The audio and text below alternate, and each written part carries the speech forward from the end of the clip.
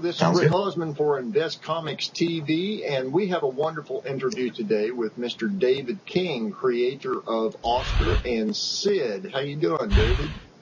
Doing well. How you doing? I'm okay. Now, Oscar and Sid's coming up on a huge deal, a milestone. Why don't you describe that for us? This coming Wednesday, Oscar and Sid will be hitting its 500th strip, posted on their website. And it's a pretty huge milestone because I didn't think I'd get 5 done, to be honest with you. But to be able to hit 500 is, I'm very proud of it because I'm proud of my strip. So yeah, that's the big deal coming up. That's a huge milestone, and it'll coincide with the posting of this particular interview. At least that's right. The plan. Now, I guess going back to the roots of Oscar and Sid, what made you decide to get started with this? Oscar and Sid actually kind of started when I was in high school. They were doodles that were turned in on every single test or quiz or piece of homework that I gave in. You'd see them on the margins of the paper. And I always used to doodle them. And a while ago, my wife actually said, you know what, you should turn that into a comic strip. And I said, there's no way I can write a comic. There's no way I can do that. So she said, you know what, just give me one. Do one for me as a gift, and we'll see what happens. I did that one. It came pretty easy, so I just kind of started sitting down and seeing what I could come up with. Excellent. And that's how it started. Well, I'm grateful to your wife for doing that, actually. Me too. I've been going through some of them. Particularly, I started with the exclusive versions, the ones that you had put up for Invest Comics. You mean the one Mr. Jay Katz asked me to do for Invest Comics? That's the one, yeah. Jay. You're welcome, Jay. He'll appreciate that. Shout out to Jay.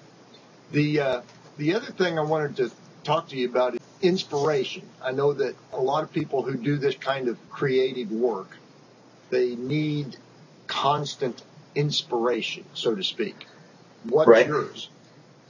Well, the main inspiration that I get is the people that have come before me that have laid the groundwork for somebody like me to be able to sit at a desk and put scratches on a piece of paper and let people read it. The typical Walt Kelly, Charles Schultz. I'm a gigantic Calvin and Hobbes fan from way back in the day. I think that Watterson is a genius. And even not just in the comic strip aspect, there's Frank Frazetta, there's Dick Giordano in the comic book industry, Jim Lee. These people have all inspired me. And as far as inspiration for the story, it's usually stuff I see around me that's happening, people I can make fun of or things in my life that has affected me. But that's kind of what inspires me to keep going. Well, you mentioned Calvin and Hobbes, which has always been one of my favorites. And I visited Norway a number of times. And in Norway, they actually have a different name. And it's Tommy og Tiger. So, okay. But it's the same strip with the same joke. So, if you can read Norwegian, it's the same thing you'd read here. So I tell you what, I read I read Calvin and Hobbes when I was a kid. And it had a meaning to me then, Well, since then, I've read it 100 times as an adult. And it's amazing how that strip is something completely different to me now than it was when I was a kid, but I still relate to it. That's how genius that strip is that a 5-year-old's going to laugh at it and a 95-year-old's going to laugh at it. Yep. It's layered so well. It's not just a depth of joke, like you mentioned.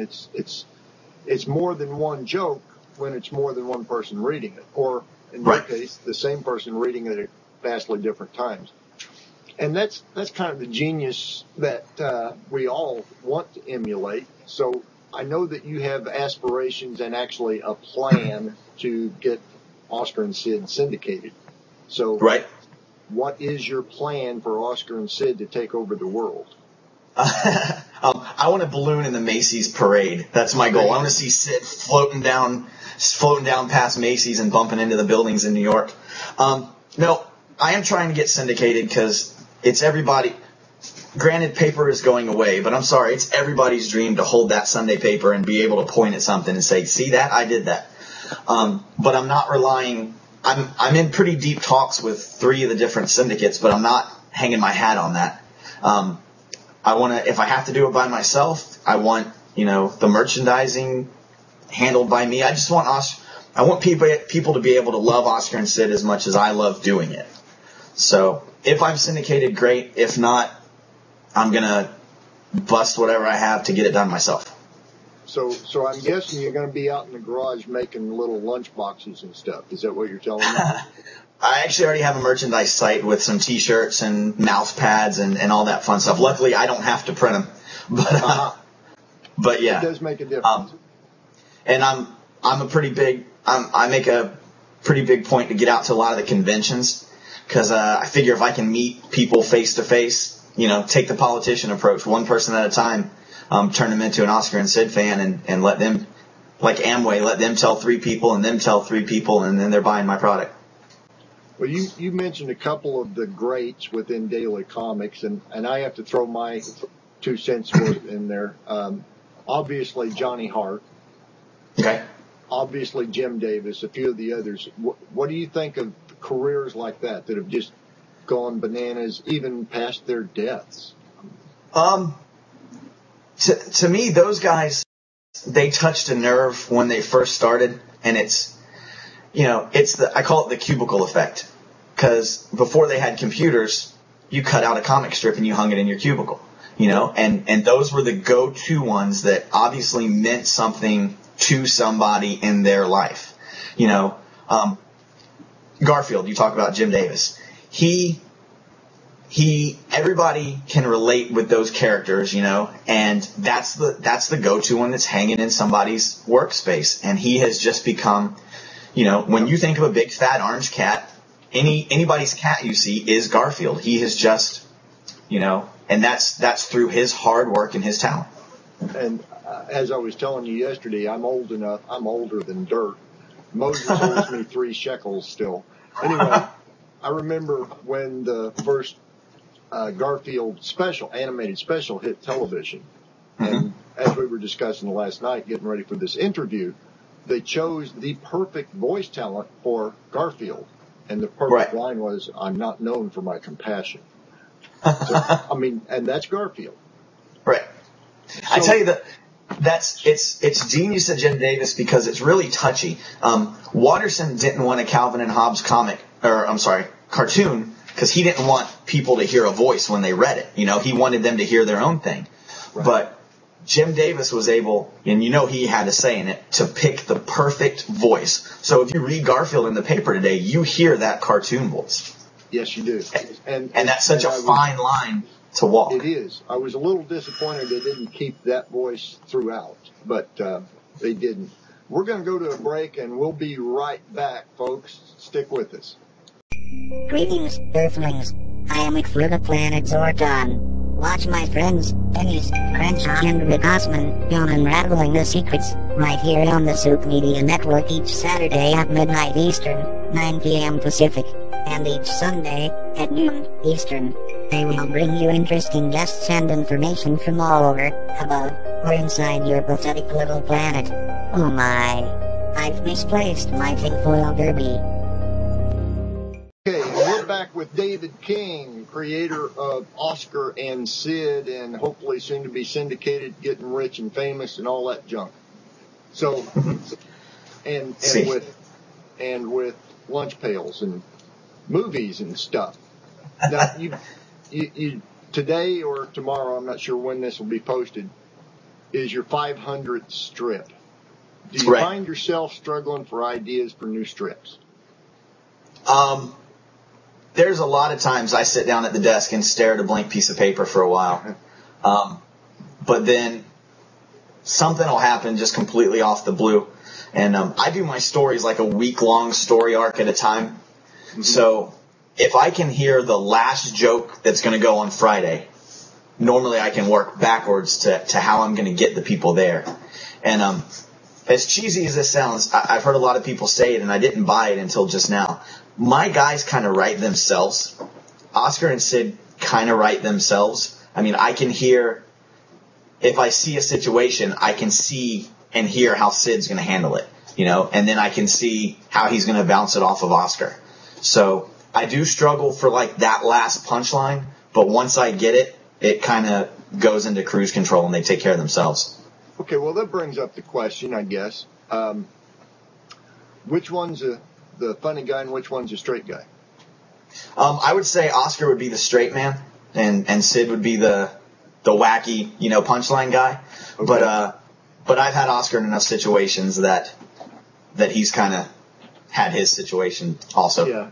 And I've noticed in a couple of the strips there might be the occasional payback. Definitely. Yeah, Sid, one example, let me see. Sid found a grappling hook on the side of the road one day. And he spent 3 strips trying to use it to snatch Oscar's beer. Well, the payback was Sid took a tumble off the building and broke his arm, and et cetera, et cetera. That actually came from, I was walking down the road and saw a grappling hook. And I was like, well, I have to make a comic out of this. You've got to do something with it, yeah. So, do you take inspiration from your wife, from people around you, or just anything and everything, and it all comes together as a strip? Is that anything and everything? Completely observation. It's kind of funny. My family is extremely reluctant to say stuff around me now because they don't want to see it. They don't want to see it in print the next week. Yeah, I understand that. They'll often say something, and everybody will turn their head and look at me real quick and be like, "David, don't. I don't want to see it." So, but no, it's, you know, it started off as every guy in their 20s has stories of hanging out with their friends and, you know, escapades that may or may not be alcohol fueled. And a lot of my first jokes kind of came from that. Cool. So, what age are these characters? I mean, how old are these guys? The strip started, number 1 was the day they graduated from college. Okay. So I'd say they're early to mid-20s-ish. But, you know, that's the thing about a comic strip. They're really ageless. I mean, yep. You know, Calvin, for the 10 years he was there, was a 6-year-old boy. He had 5 birthday parties or whatever, but he never aged. So hopefully Oscar and Sid can stay ageless. Cool. Now, as for yourself, I don't like to ask people their age, but I know that you, in our discussion yesterday, you said that you'd had a little bit of graphic arts training in college, but briefly. Most of this is just something that you, as you mentioned, you've doodled all your life, pretty much. Absolutely. Well, yeah, I've been school must be different for you, because if I did that on stuff in school, they'd have X'd me out. But anyway. The teachers kind of laughed at it too. They thought, you know, that I would do little caricature versions of them. So when I would turn my work in, it was kind of expected that there was going to be something on there.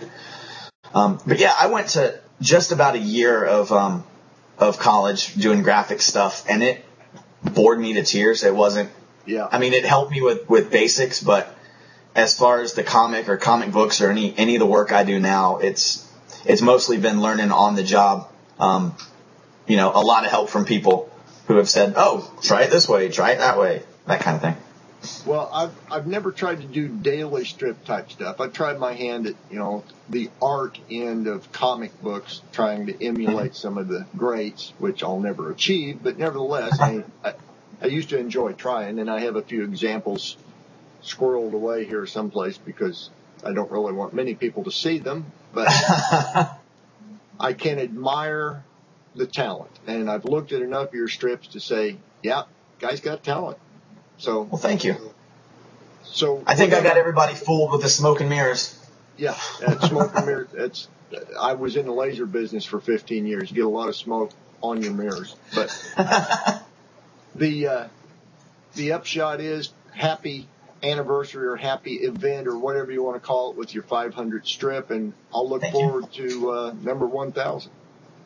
We'll talk again. A couple of years. We'll hopefully by that time, number 1,000 is going to be in a newspaper.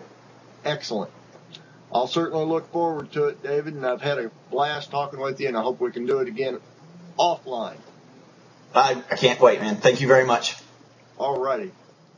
And this is Rick Osmond for Invest Comics TV and bringing you some of the best people in the business like David King.